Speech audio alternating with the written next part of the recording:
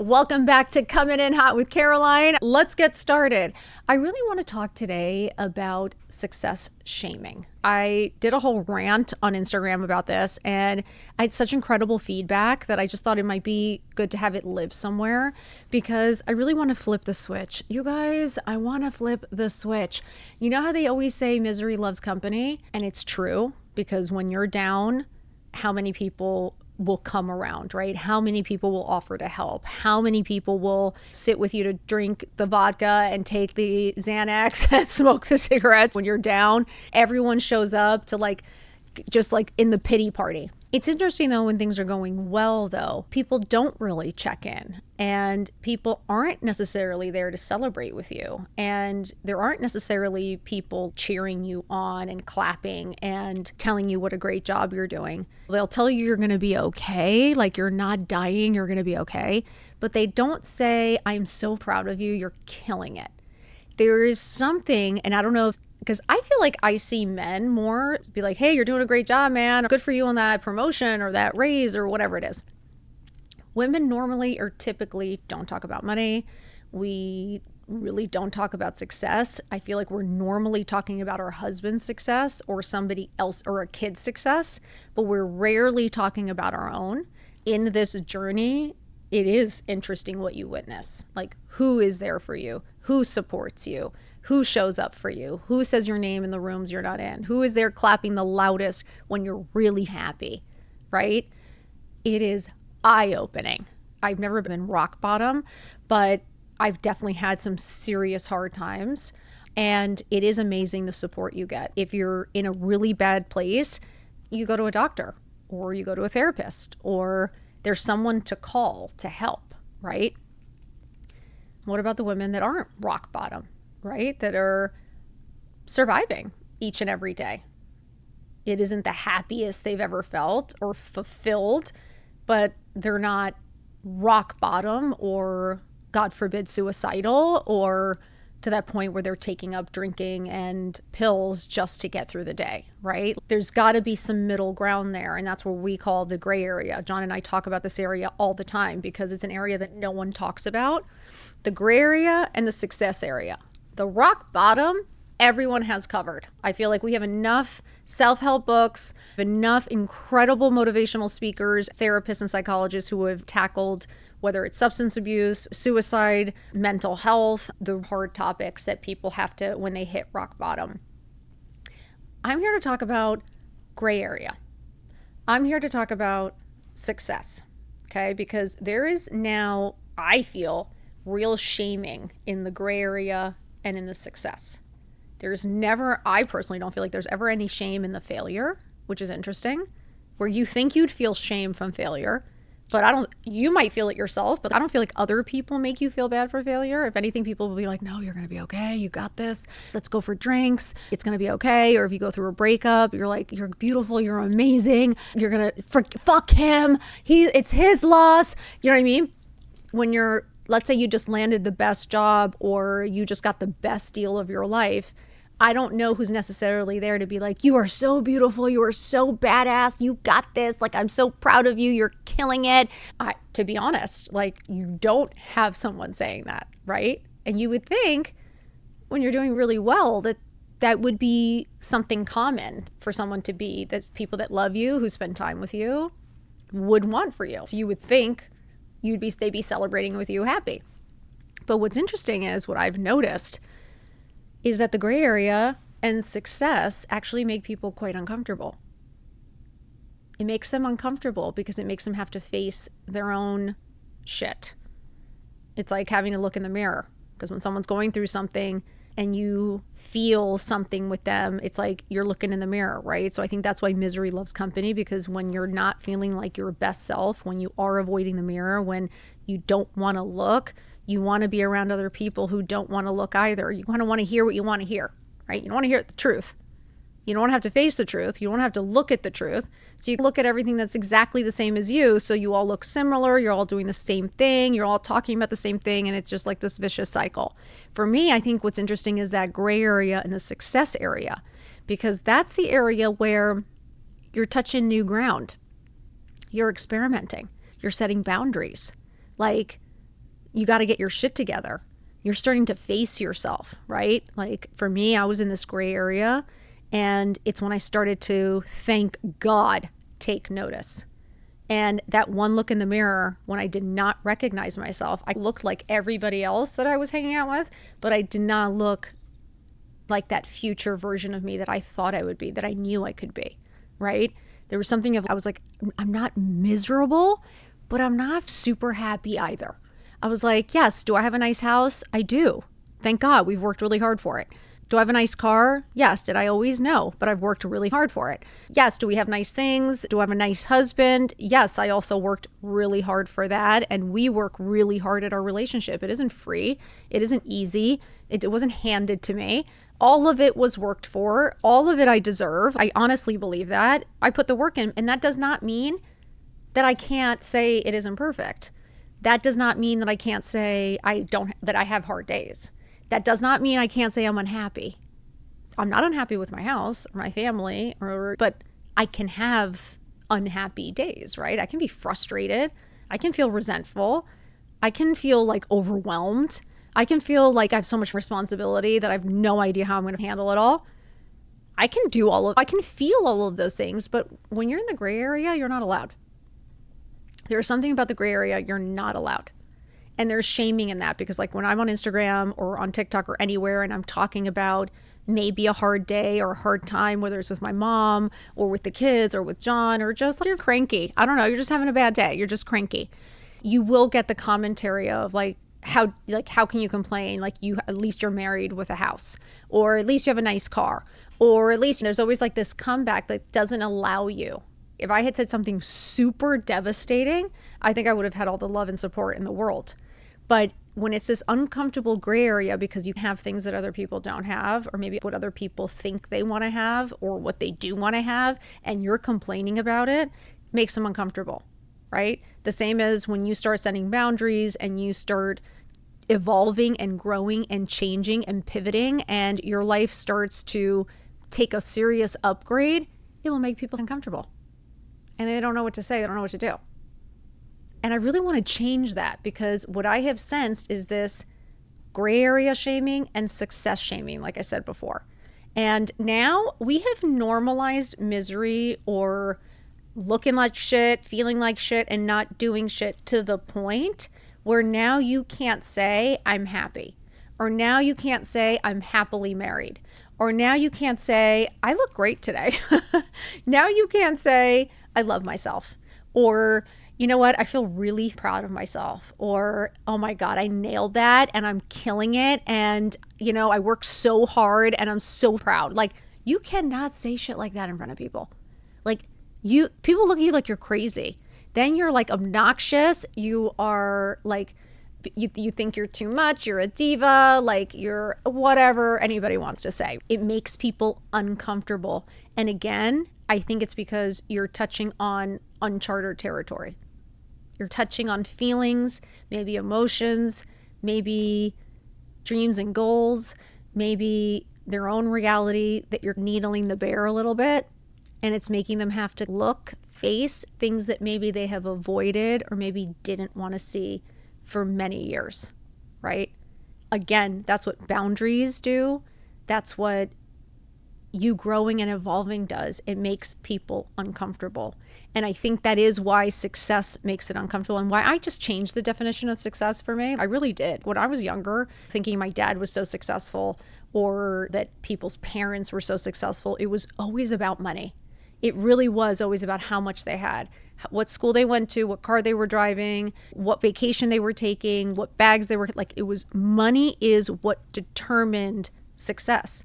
And what's interesting to me now is that for me, I don't want to speak for anyone else, but I think success is being able to wake up in the morning with a smile on your face, feeling content in your real life.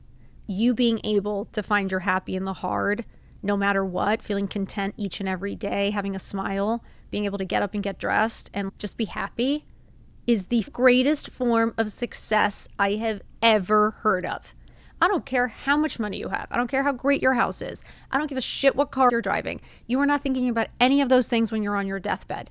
when you are on your deathbed, when you are lying in bed and you can't get up and it's your last breaths, you are not asking for your Birkin. I'm pretty sure you are grasping for someone's hand.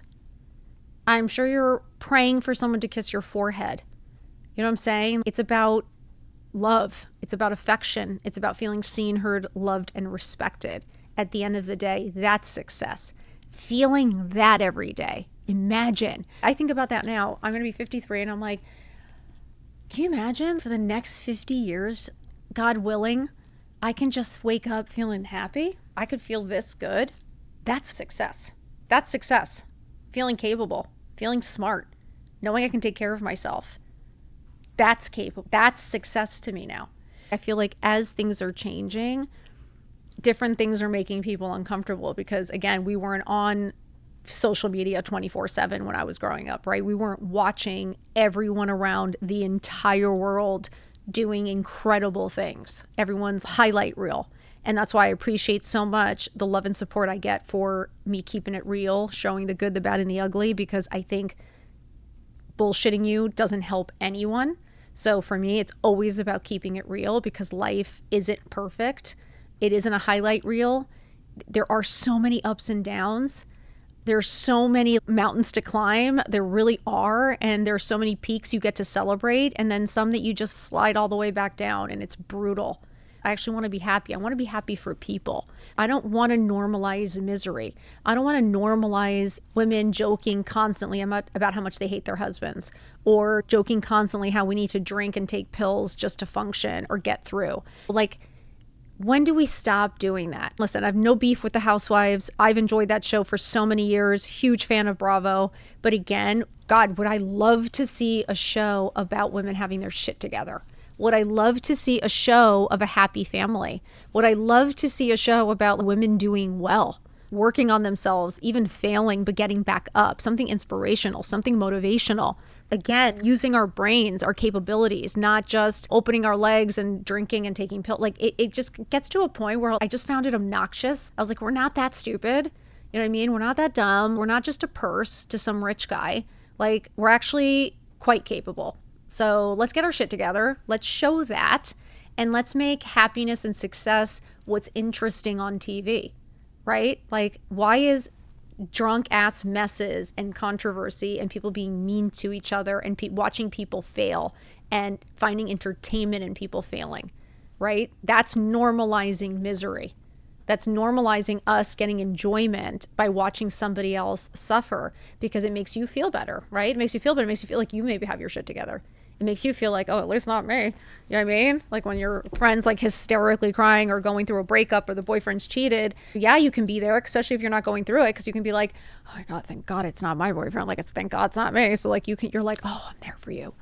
But if it's something like she got that dream job that maybe deep down you would have maybe liked to have, a little bit harder to be happy or to cheer on or to show up. Because there's a little jealousy there. There's a little resentment there. There's a little, I'm not 100% happy for you because like I wish I could have done it, and you're annoyed with yourself because you didn't make the effort or you didn't bet on yourself or you didn't get up and get dressed and you're just pissed at yourself. But you just can't tell them how fab they are. Like, that's what we've normalized. Women not telling each other how fabulous they are. We have normalized women not telling each other, I'm so proud of you. Friends literally showing up to events and cheering you on and supporting you. We've normalized that followers support you more and show you more love than some of your closest friends who have seen the struggle, who have seen you working your ass off, who have seen you cry, who have seen you just fall to the ground and get back up. Yeah, like I still have friends that have not shown up to a single event, not one single event, that don't like all my photos. That's all supporting me. I would never not do that to a friend. So to me, it's again, why? You were there for when I was crying, but like, why aren't you there now when this is just as important to me as when I was hysterically crying? Why are we success shaming? Why are we shaming women for wanting to do well? For wanting to look fabulous? Again, like women that tell each other like you're too much because you have too much jewelry on, or that you're too dressed up. Like, where are you going dressed like that? Like, to the toilet. I don't know. Why would you care? Am I making you uncomfortable? What is it? Because What bothers you about me looking fabulous? It's supposed to motivate you. It's supposed to inspire you.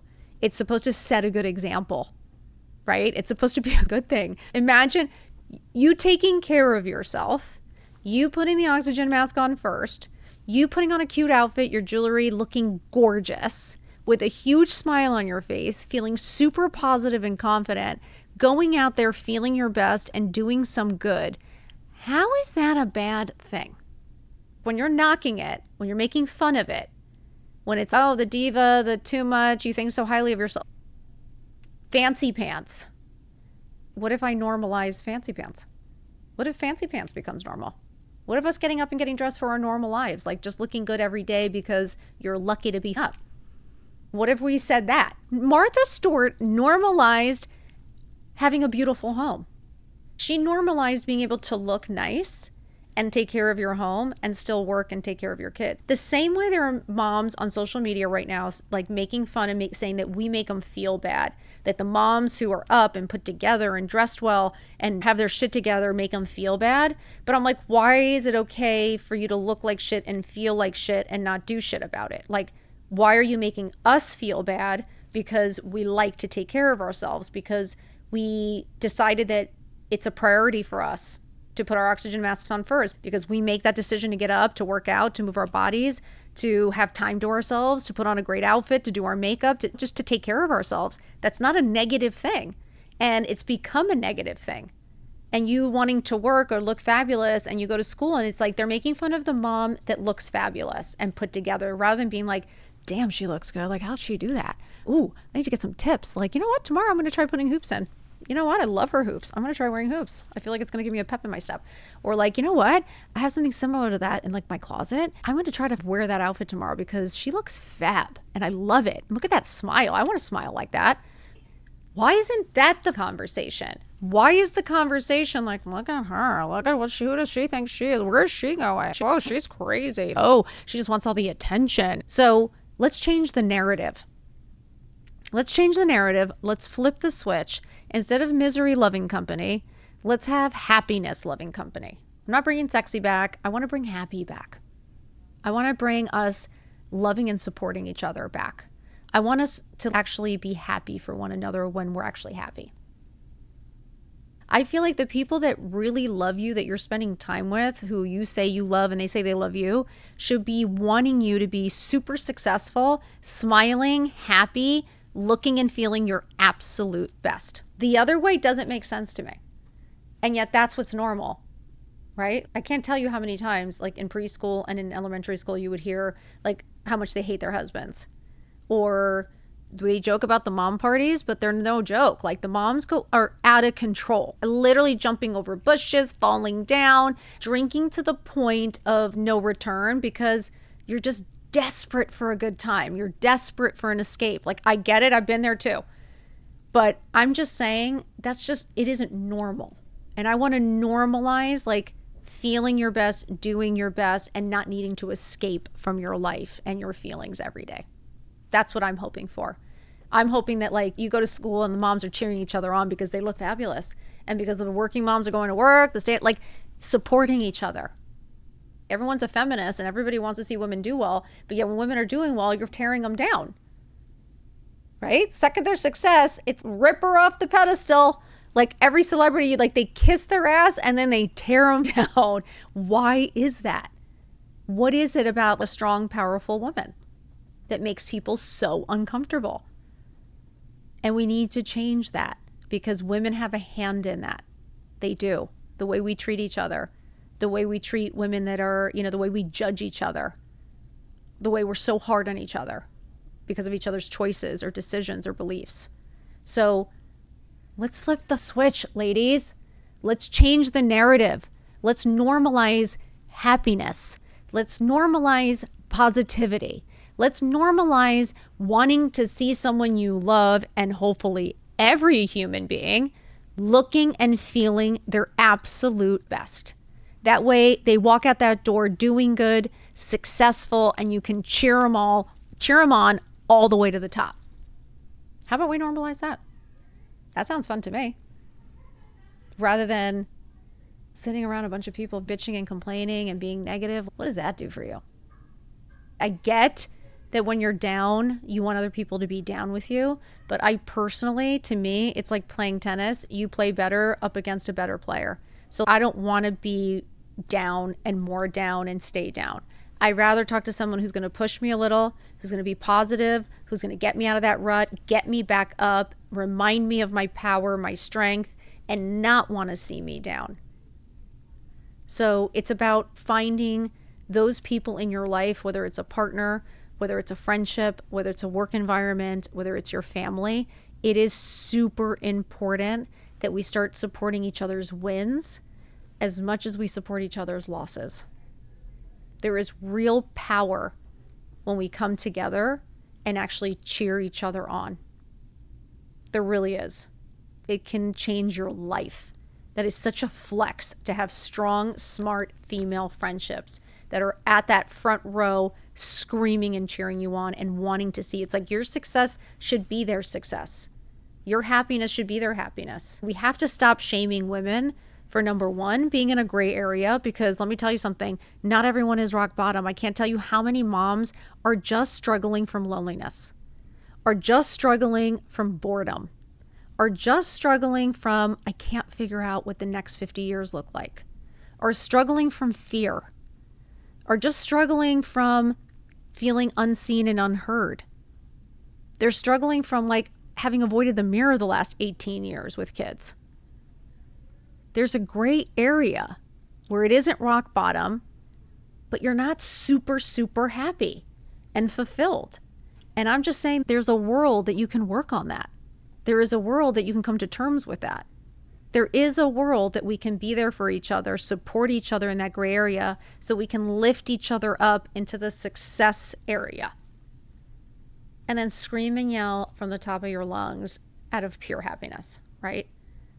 But again, ladies, I just want to remind everyone that like just because you have a car and a home, and I get these are first world problems, I get that it isn't the end of the world. I get that the world has so many more very serious issues than any of this. But I just want to say that everyday normal problems are normal and they're real. And there are a lot of women suffering. And imagine if all these like just bored, unhappy moms found some purpose and found some happiness, like what that could do, not only for her, but for her entire family. Don't we want that? Don't we want that for each other? So let's not tear each other down because we are doing well and because we are looking good and because we are happy and smiling and wanting to live our best lives.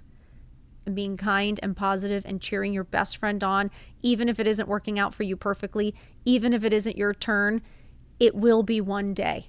If you keep at it and keep persistent and keep going, it will be you one day. And trust me, you will want her there supporting you and cheering you on. So don't be that person. Just because she gets it doesn't mean you don't have it. You're just waiting. You're preparing for your turn. Okay? The waiting isn't rejection. The waiting is preparation so that you're ready to handle it. And we all handle things differently and at different times in our lives. So let's remind ourselves that we got this, that we're bringing happy back, that we're bringing kindness back, that we're bringing back getting up and getting dressed and looking our best every single day. Because life isn't perfect. It is hard, but we find our happy in the hard. We do. And we support each other because you know what? It's boring at the top alone.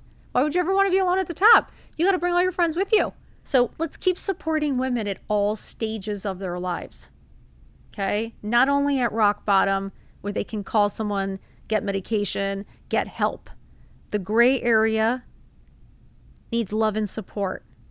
And they need no judgment, just some lifting up. And the success, they need to hear how much they're killing it so that they keep going, so that they keep believing in themselves. Positivity wins, kindness wins, doing good wins. And there is no more success shaming, no more gray area shaming. Misery doesn't love company, but we're going to make it love, happiness, and success more. Okay, ladies, we got this. Okay, so no more shaming. We're happy for people now. Okay, we're happy for women looking fabulous and doing really well. Okay, And if you're in that gray area, I just want you to know there is a way out. And you got this. And use your happy tools. I'm telling you, one day at a time, one thing at a time. You just got to find yourself again. You just got to find that feeling good again. And then from there, you keep growing. But it's not over. You will figure this out. You're strong and capable and smart, and you got this.